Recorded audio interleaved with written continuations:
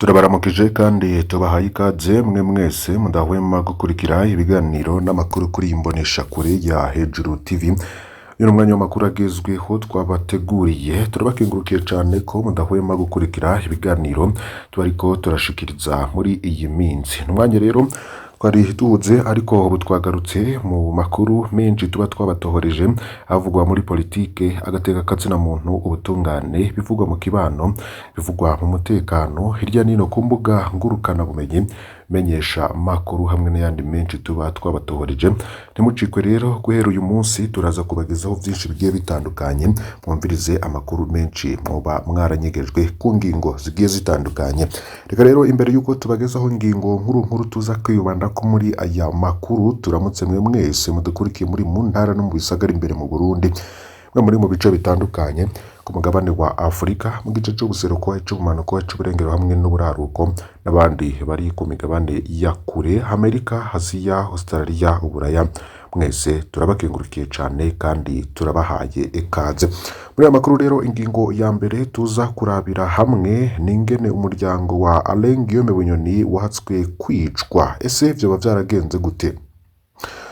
Bamwe n'abandi bakavuga bati mwabagabo mwe, uyu munsi ni Bunyoni ngejo n'abandi, ngo ushaka yo kwitonda ngabadede ngo mushigikira ngo ntabo muzi, ngo bunyene Bunyoni yoba ahatswe kwicwa akagandagurwa. Muraza kumvireza rero uko vyoba vyaragenze. Araheze iminsi ibiri twabakuriye amatohoza ku kungene umuryango wa Alain Guillaume Bunyoni wahatswe kwicwa mwibarabara uvuye Igitega kuraba Serugo.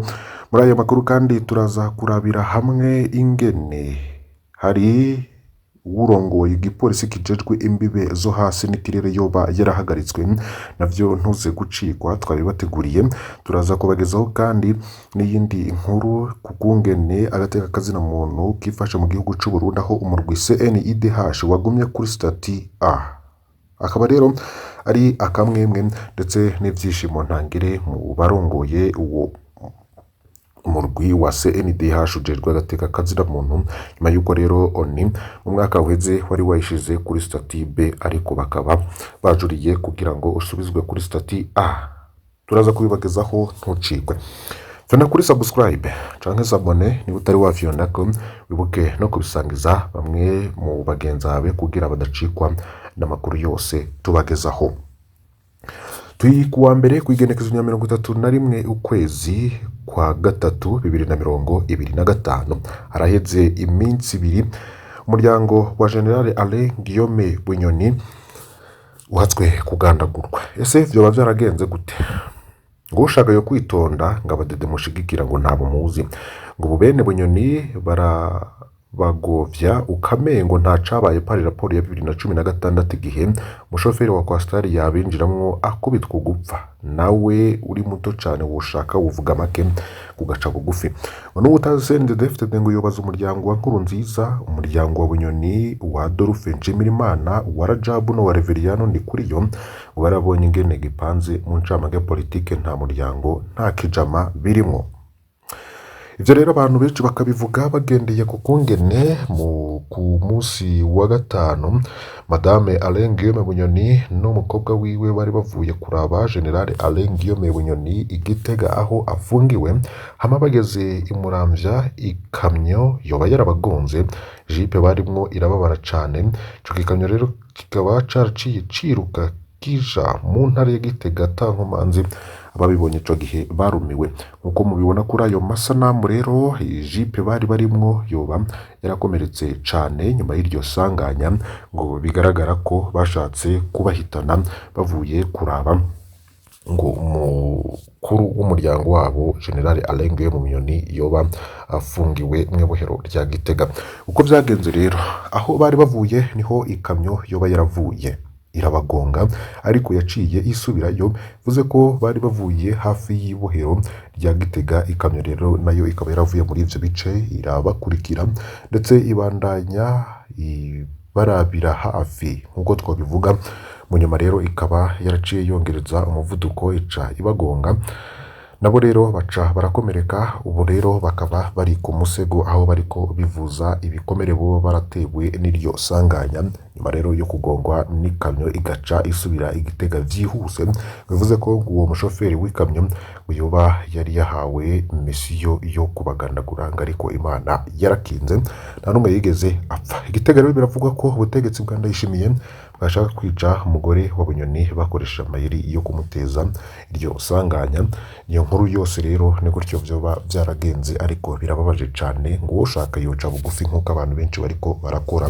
Ngo utasendi CNDD-FDD yobaza umuryango nkuru nziza wa Bunyoni wa Adolphe na Rajab hamwe na Reveriyano Ndikuriyo yoba yarasimvye urupfu mu kwezi kwa mbere no kwa kabiri uyu mwaka turimo 2025.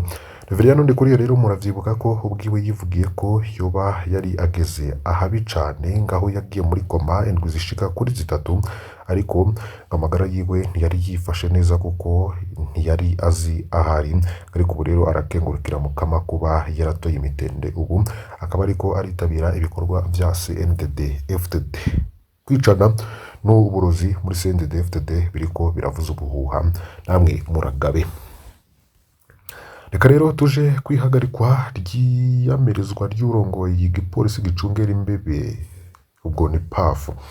Ihagarikwa ry'urongoye igipolisi kijejwe imbebe zo hasi n'ikirere PAF mu Rutana ni mu manuko bushibengero bw'u Burundi, ni Colonel de Police Jean Nduwimana ribandanye ruvugwa ko vyinshi mu banyagihugu n'inzego z'umutekano muri ako gace.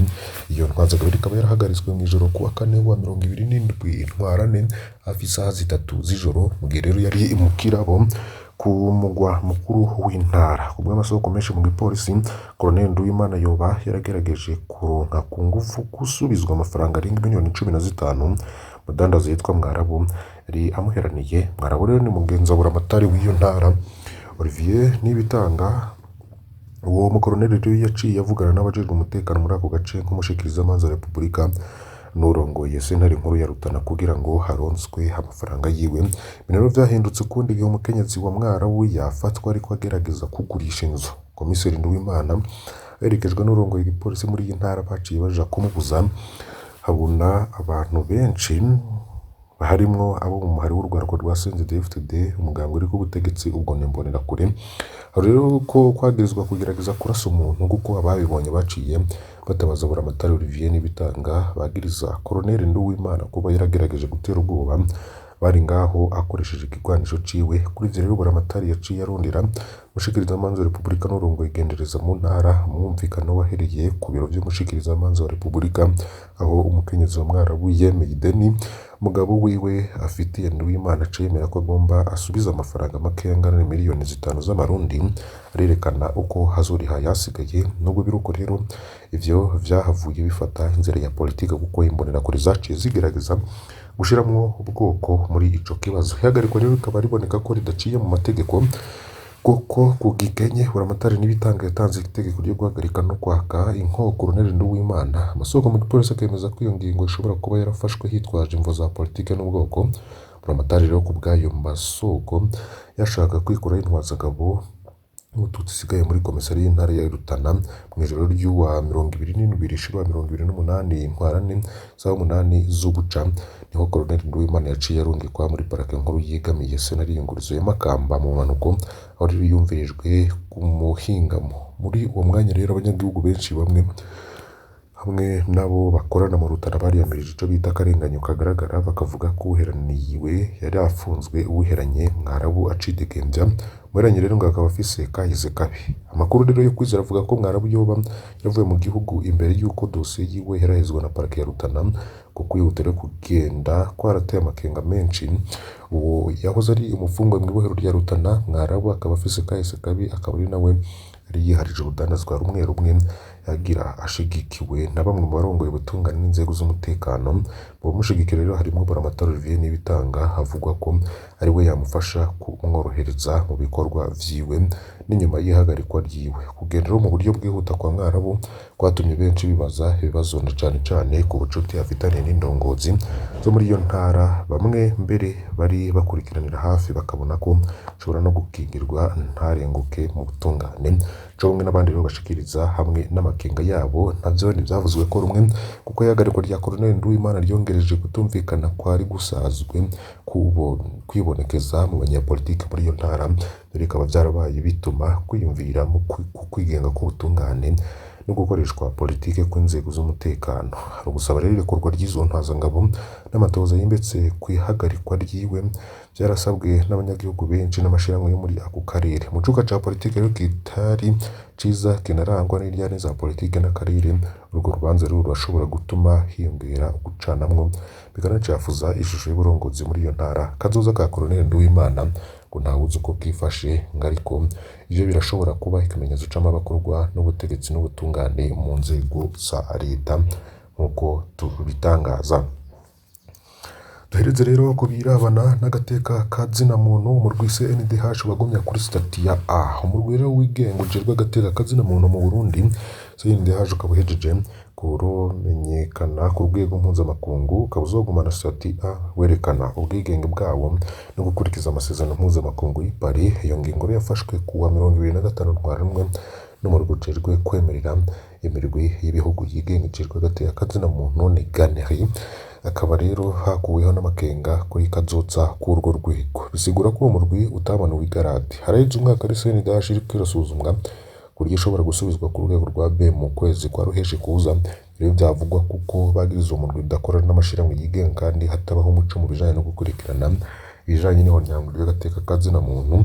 Ariko rero nyuma yo gutanga ivyemezo bikomeye, umurwi CNDH warashoboye kugondoza komite nto yijejwe gukurikirana ibijanye no guharanira agateka ka zina muntu. Kubw'urongoye umurwi Dr Sixte Vinyi Nimuraba, iyo ngingo ngije kwemeza ko uwo murwi wuzuye ku rwego mpuzamakungu ngo ni ikimenyetso rero cyo kwizerwa ku Burundi. Mu kiganiro n'abamenyesha makuru kuwa gatatu, Dr Nimuraba yashimye ko uwo murwi wasubiriye kwemererwa, avuga ko hari ikimenyetso kitabesha c'utwigoro ngo twagizwe kugira ngo uburenganzira bwubahirizwe. CNDH irashimira amashirahamwe yerekanye ko hadahengamye kuri iryo suzuma ko kuguma dufise ikibanza ca A gukomeza gusa urwego rwacu, ariko kandi n'ishusho y'Uburundi ku rwego mpuzamakungu. Kubwiwe rero uko kwemererwa kukaba gushimangira ubwigenge bw'uwo murwi kandi ngo bugakomeza uburenganzira bwayo ku bijanye n'ibibazo itegerezwa gutorera umuti.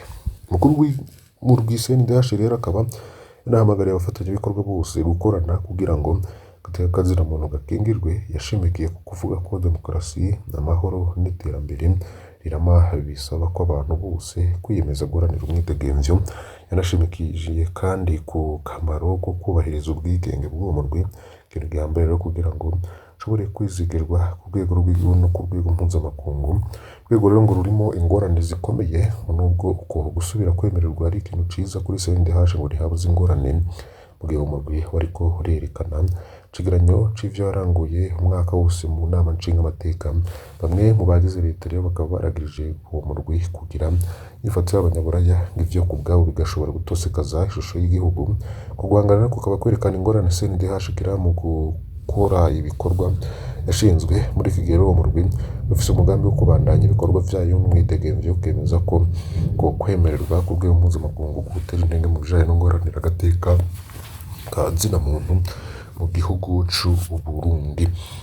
Naha rero duhereje amakuru twari twabateguriye muri iki gitondo, ariko imbere yuko duheza tubabwire ko hari amakuru menshi ariko haragarukwa ku mbuga ngurukana bumenyi mu bimenyesha amakuru bigiye bitandukanye. Yose rero turiko turabatoreza kuri uyu munsi, hamwe n'imyihwezo n'ibindi bigiye bitandukanye tuza kugaruka ko muri politike, agateka ka zina muntu, ubutungane no mu bindi bisata vyinshi bigize ubuzima bw'abarundi. Vyonda kuri subscribe canke sabone niba utari wafyonda ko wibuke no kubisangiza bagenzi bawe kugira badacikwa n'amakuru yose tubagezaho. Basaba rero kugira ngo ntimucikwe n'uyu munsi. Amahoro.